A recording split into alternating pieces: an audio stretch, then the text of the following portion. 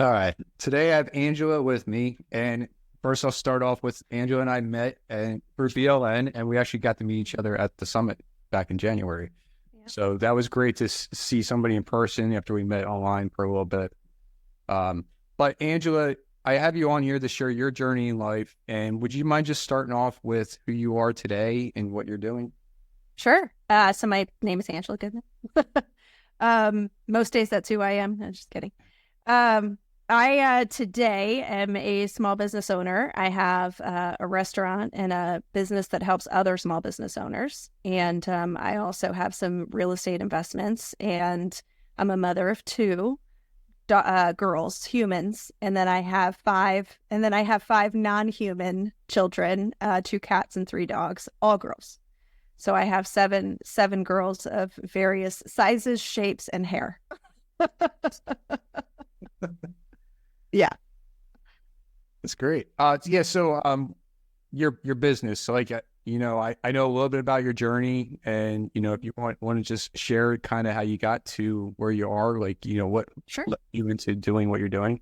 Yeah. So I grew up in Virginia for my whole life and went to Virginia Tech. I got an engineering degree and went into HVAC, commercial HVAC, right out of school. It was the best.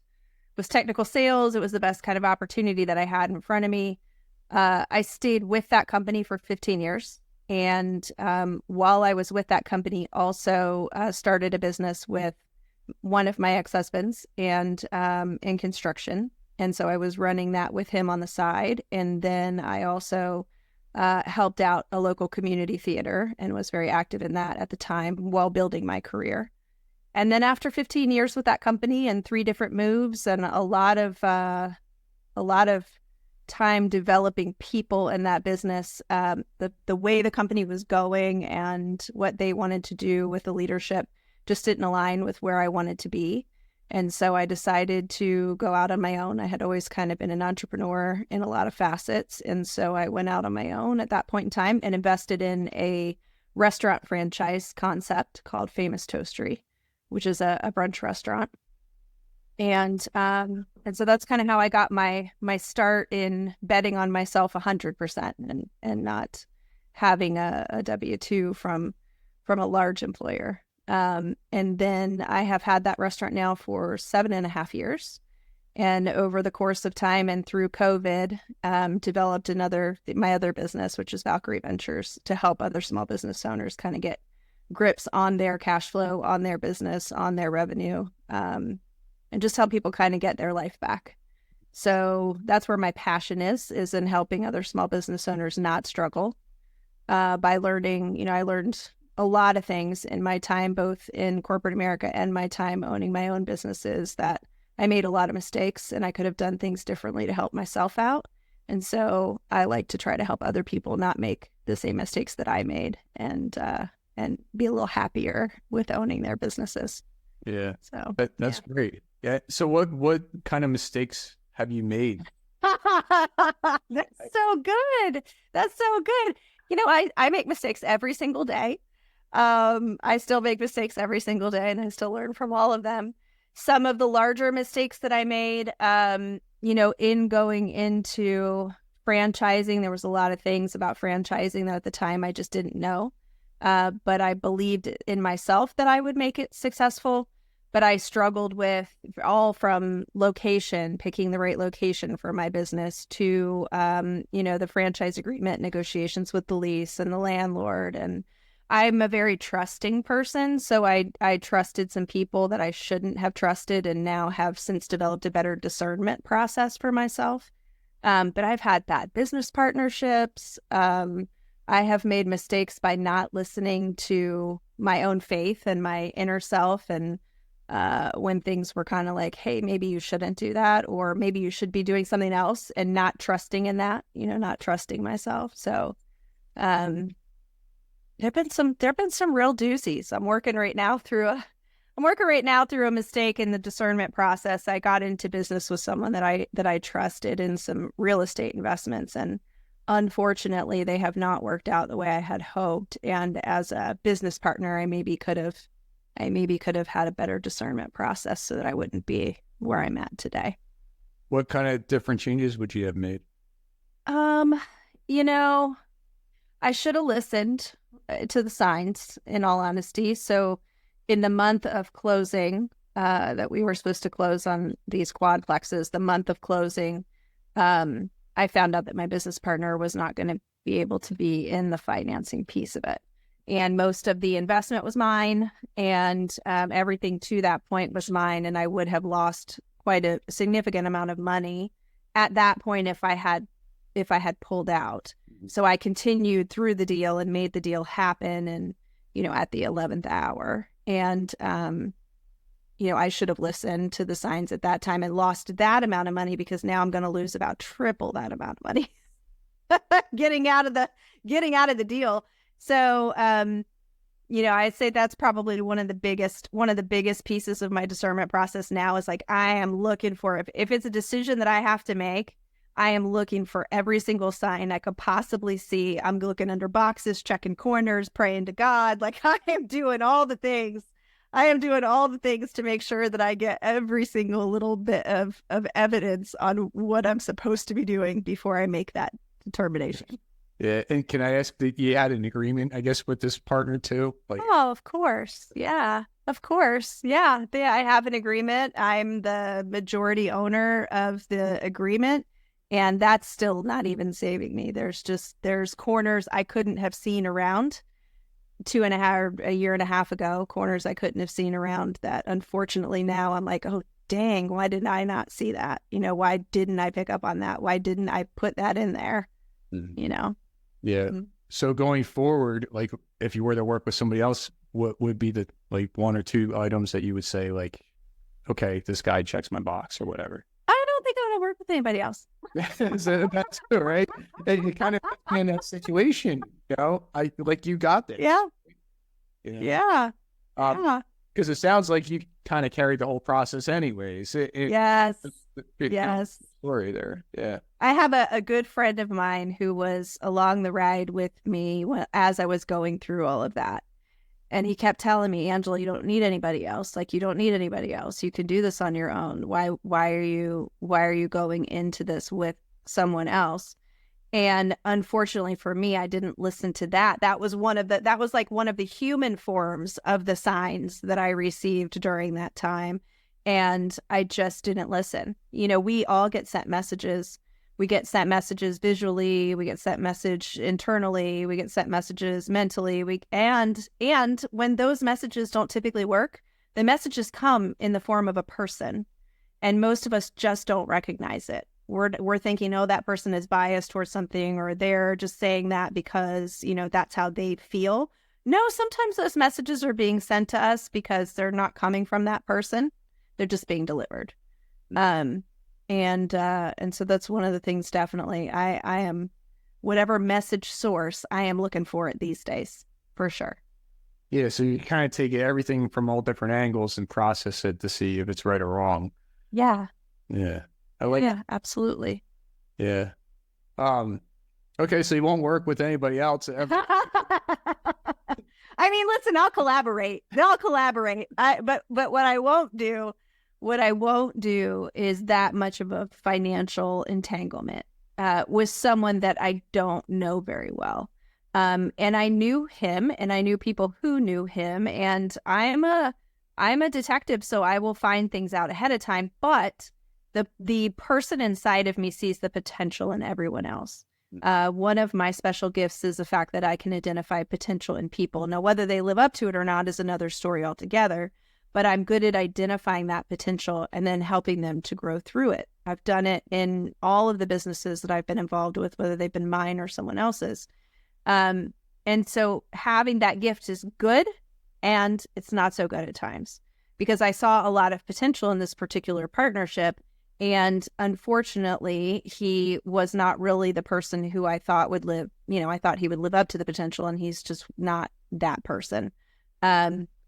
So I will still work with other people, but I will not have a financial entanglement with someone else to the degree that I did with this particular business partner. Yeah. And it was a learning lesson. It's something you had to go through. It's expensive. It's an expensive one, but yeah, it's a lesson. And probably the biggest part of that lesson is not the actual partnership. The biggest part of that lesson is I didn't listen to God.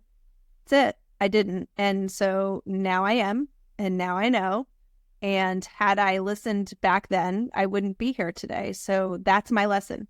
My lesson is you didn't listen to the messages I was trying to send you to keep you out of this. And so now you get to pay for it. And so that's what's happening. And now I listen to everything. Yeah. And so you learned this lesson, and I'm sure you carry this on to the people that you're mentoring as well. Mm-hmm. Yeah. But you had to go through that, right? Otherwise, right. You wouldn't be able to share that experience. That's right. When you went to become an entrepreneur full time, what was the thoughts, feelings you had? I was just ready to get out. I was ready. In all honesty, I'm a very competitive person. I played a lot of sports in high school. I've always done competitive activities. I love them. And I've always bet on myself in those ways. And so when I had the opportunity to finally leave my corporate life where a lot of other people were telling me what to do, how to do it, and when to do it, and then I was the steward at the helm, being able to make the decisions for myself, I was like, let's go. Let's go. I just want to go. Like, let it be on me. I don't want anybody telling me what to do or how to run it or what to think or what to say or any of that kind of stuff. Like, let's just go.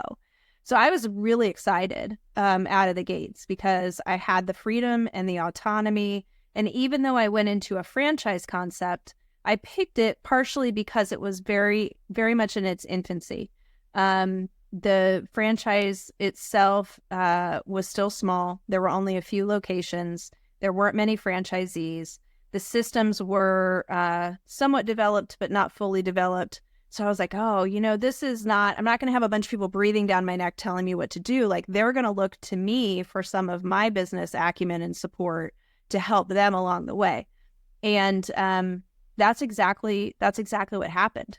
So when I went into business for myself and had the opportunity to become an entrepreneur full-time, I was just excited. I was excited. And I got slapped in the face many, many, many, many, many times in the first year. I cried a lot because I didn't have the sales I needed. And the location I selected was, it was in its infancy too. So a lot of people didn't know it existed. And so I had to figure out marketing and I had to figure out the social media angles, which 7 years ago were very different than they are today. But nothing is better, as far as I'm concerned, than relying on yourself and challenging yourself to win. That's it. So, how did you come across this franchisee? Because I never heard of it. Right? Yeah. So, is it still small or? So there are 24 locations. I am proud to say that my location is the number one grossing location in the brand. And I tell everybody that because it was through a lot of hard work. And my team is amazing and they deserve all of the accolades that they can possibly get. And I lived in Charlotte for a number of years, Charlotte, North Carolina, for 5 years. And while I was there, Toast, which is what it was called before it started franchising, was an up and coming brunch spot. And at that time in Charlotte, they pretty much were, the staple of brunch in Charlotte. There wasn't First Watch. There wasn't, there was maybe an IHOP here or there, but there was nothing that was specifically dedicated just to brunch except for Famous Toastery. And I'd gone back to Charlotte to visit a girlfriend after I moved up to Washington, D.C. area, and they started franchising. And I said, well, there are none of these in Northern Virginia. I miss the food. I love the concept as far as the service model is concerned. And so I sent in an inquiry and they were like, yeah, we would love to be in Northern Virginia. And so that's how that all happened. So they came from Charlotte. There are now 24 stores. At one time, there were 36 prior to COVID. We were really kind of on their way up. But when COVID hit, there just wasn't the backing in such a small brand to really be able to weather the storm in every location. So unfortunately, 12 of them folded. Yeah. So you just fell in love with the franchise itself. You had no restaurant background, correct? No. Now, well, my very first job, now, come on. My very first job was at the Waffle House. Okay. So, yeah. I was a Waffle House waitress. And I cooked second shift. So I would work first shift. When I was 16, I would work first shift. I would wait tables. And then second shift, I was one of the cooks behind the counter. I learned how to make waffles and eggs and hash browns and all of the things. And when company would like come to visit me and stuff as I grew up, I was always getting them up in the morning on, Saturday and Sunday and making them breakfast, whatever they wanted, because that was my thing. But yeah, that's as close as it got. That's as close as it got. I worked at the Waffle House for like 2 years in high school. That's all right. And then it came back around, and now you're doing. Life is like, it's just like a puzzle. You get each little piece, and then you see how each of those pieces fit in as you gain experience and as you get older. It's like, okay, well, I had experience with this piece and that piece and this piece and that piece, and you put them all together, and the goal is to be able to help other people. Yeah. Yeah. That's great. Did you have any fear or self-doubt along the way? No. It was just pain. It was pain. I wouldn't say it was fear or self-doubt. It was just some days and some months and some quarters and some years were just like, oh my gosh, I just felt like I was beating my head up against a wall. I never had doubt. Like, I always knew that we would get through all of the things that were being thrown at us, because I'm a fighter and I don't quit and I don't give up. And I'm always like searching for whatever solution is in whatever the problem is. And until I find it, I don't stop looking for it. So I didn't have any of that, but I did have a lot of pain through the process. Like, there were a lot of tears. There was a lot of late nights working late that, caused just a painful thing, Yeah. Yeah. Well, you were doing it yourself, correct? I mean, like, so did you have any support you can lean on? My husband at the time, when we just made the decision, when we made the decision that I was going to leave my job, he was going to stay working. I was going to leave my job. I was going to, and I was going to do the restaurant business. He was always there to say, if anybody can do it, I know you can do it.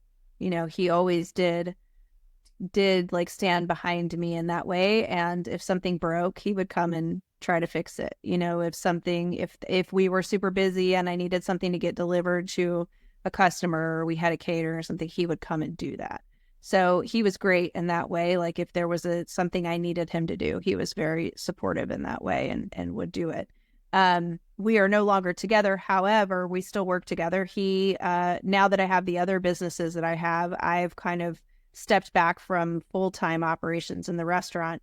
I still coach them and do some of the financials for them. But he is, operating the catering side of the business and helping out the management team there. So he does a really good job of that. But in the early years, the majority of it was just me, and it was 24/7. I'd get call outs at 2:30 in the morning. I'd have a cook call me at 2:30 in the morning. I'm not going to be at work at 5:30, on a Saturday or Sunday. I mean, that's just the life of a restaurant owner, and it's not fun.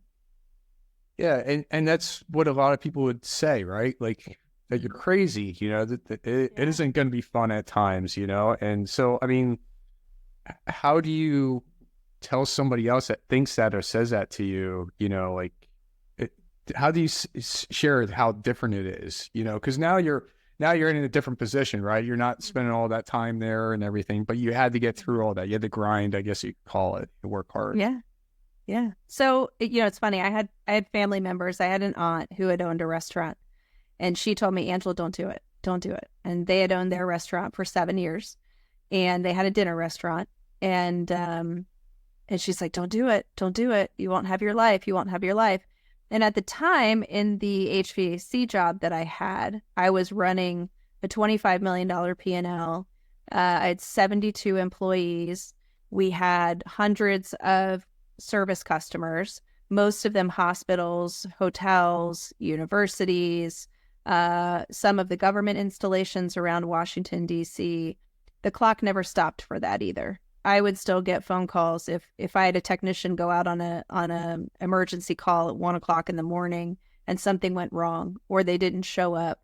I was still getting those phone calls. So when and that was 7 days a week. So when I went into the restaurant business, I just approached it with the same mindset. It was like, okay, was working just as hard for someone else and still on someone else's time clock without 100% time on my own. And I was getting paid what they wanted to pay me. Whereas if I went into business for myself, I'd be able to build something and work hard to be able to get more out of it than what I had put in. And I will say that while my bank account may not show it, what I have received from being in business for myself and by owning the restaurant is far more valuable than what I would have had I stayed working where I was. I've been able to give a lot of life to the employees in our restaurant. I've helped them buy their first homes. I have helped them to take care of their families. I have helped them through a lot of turmoil with COVID and all of that kind of stuff. So the intrinsic reward and value of being able to help other human beings is worth far more to me than the money is. So that being said, the 24/7 working around the clock in the early years for me, I would do it again. Yeah, I would. Yeah. Yeah. So you had the journey. It was about, you becoming somebody different, and that's what you're sharing here. So yeah, you obviously learned from the experience, and I appreciate you sharing how you value your employees, their families and stuff. Mm-hmm. I would imagine what you're saying to me is like their families would come first. So if there was something very important that they had to attend, it's possible that they can go attend that, I think a lot has changed now in the workplace where maybe more workplaces are thinking, honoring that in a way, instead of disciplining people so quickly for not showing up sometimes. But no, I mean, you have a great journey here, and and this is just the business side of it, right? So I don't even know, and we're not going to touch everything else, right? But what are you looking to do now? Like, are you expanding? Or do you have thoughts of doing something different? It's interesting. I am as we've talked about, right? My faith has been very much an important part of my walk in the last few years. And coming to understand what I meant to do and what my intended purposes are and what motivates me. I feel like it's ever changing. So my Valkyrie Ventures, which is the business that helps other small business owners, has also morphed into a little bit of purpose driven as well. So I've had people approach me. I build events for small business owners to help, through their process. It's effectively like a mini boot camp, 4 or 5 days in this every spring in March. And I have folks that I have met through other network groups that I'm a part of that know that I host events like that. And so I had someone reach out to me to host a 1,500 person 3-day event, which is a lot of work. It's a lot of manpower. It's a lot of effort. And their event is built to help people really start life transformations in the real estate industry, which is an industry that has been notorious for struggling with the male-female aspect, struggling with, the quality of life and life balance. And I'm very passionate about all of those things. And so when they approached me to help them do that, I said, yeah, I will help you do that because I believe in what you're doing. I believe in what you are trying to help people accomplish. So that's not a part of my business model. It's not something I do to earn money, but because I believe in the mission and the purpose, I'm going to support it and do the work behind it to help them bring it to life. So I feel like I'm ever evolving and ever changing. I feel like every year, Valkyrie has changed a little bit every year in some way, shape, or form, whether it be the way I'm helping clients or how people find me. I don't advertise my services at all. I talk about it, but I mean, for the most part, I get business owners who are really struggling like I was, during COVID. And people don't want to talk about that, but then they find out what I do through different avenues. And so I'm able to help them, get to a place that they want to be. And so that's changed over time. So I feel like I'm just like really like becoming much more purpose driven in helping people along their transformation process, and understanding where they were versus where they want to go and then how to get there. So Yeah, and you never probably thought that you would be in this position, Yeah, like that's what I want to do, right? yeah, no, I mean, in all honesty, if somebody would have told me 5 years ago, Angela, this is what you're going to do, and you can make money doing that, I would have said, no way. Nobody wants to listen to me. Nobody wants to hear what I have to say. Nobody is gonna take heed behind my thoughts or advice or any of that kind of stuff. And you're going to be able to make money at just talking people through their challenges too. What? No way. No way. But it's possible. So, Yeah. but there's a lot of people that don't think of that. They have to go on the path. They have to try it out and see what happens, and surround yourself with the people you surrounded yourself with, that keep pushing you and say, yes, you can. Look what I did. You can do it too. How does somebody reach out to you? I know you don't advertise or anything like that. I'm sure No. it's one thing, right? Like, I do have an Instagram account. It is at Ms. MS Angela Goodman. That's Instagram. Facebook, it's just Angela Goodman. And then I have a website for Valkyrie, and it's ValkyrieVenturesGroup.com. And that's it. That's it. It's so level and boring. Yeah, it sounds like it. Oh man. I'm gonna, before I ask my last question, I see some great books sitting behind you. I know a few. Yes. So I just a conversation here. 75 Hard. Have you done it already, or have you? Oh yeah. So I'm actually, I was actually working out right before we got on this call. I'm currently in phase 1 on day 4 of my 4th time through 75 Hard. So I've never completed the Live Hard year. And so I decided back in August that this year for me would be the Live Hard year. So that is what I'm working on right now. It changed my life in a lot of ways. Back in 2021, that was the first time I did it. And it did a lot for me.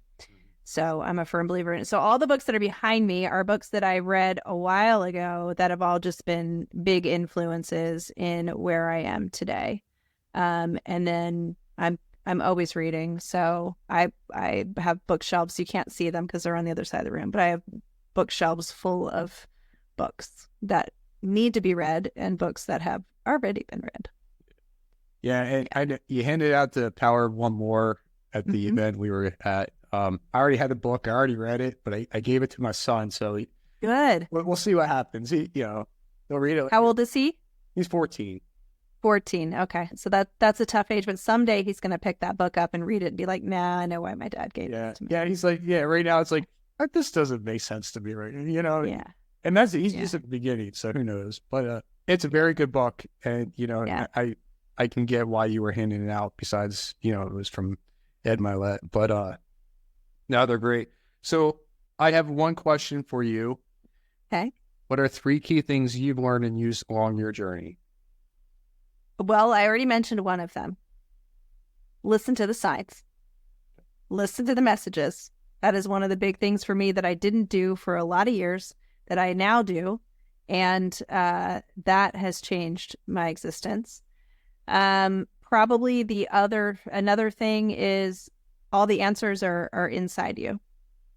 So pay attention to yourself, study yourself, know yourself. If you can journal your thoughts and feelings every day, or you can spend some alone time with yourself every day to really know you and understand your own position in life and why you make some of the decisions you do. We all have either been wounded or conditioned or something in our very early years that even impact us throughout our entire existence.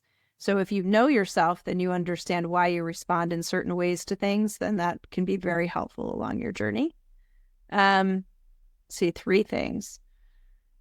Probably the third thing is just have fun. Like life has just an opportunity to be so daggone serious all the time, and you can be so serious right along with it, and that doesn't do enough for your soul and we are all just meant to have fun. So just don't forget to do that ever. That's right. Yeah, and Yeah. less stress, less depression. Yes. Just enjoy the Yes. moment. Yeah. Being Yeah. present is like and it's just uplifting in a way, right? I mean, just experience wherever you're at, the environment around you, the people you're with, instead of worrying about your phone and what's going to happen tomorrow or what happened yesterday. Yeah. It's a game changer, that's for sure. Yeah. I mean, just worry about the things that you can affect, and you can't affect the past. It's gone. It's done. There's no more affecting it. You can learn from it, but you can't affect it. You can't affect the future either. You can't, because it doesn't exist yet. The future's not happened yet. So you can't affect that. So worry about the things you can affect, which is the here, now, and present. You can't affect anything else. That's right. So Awesome. Well said. Thank you. thank you. Angela, I appreciate you coming on and sharing your journey. And like I said, I know we probably didn't touch everything, but Yeah, there's a lot. That's okay. I don't want to bore anybody anyway. Oh, I'm not bored anybody. We're about fascinating. They want to connect with Angela that has no way of connecting with her. Thank you. I appreciate you coming on. Yeah, thank you for having me on. I appreciate the opportunity. You're welcome. Yeah.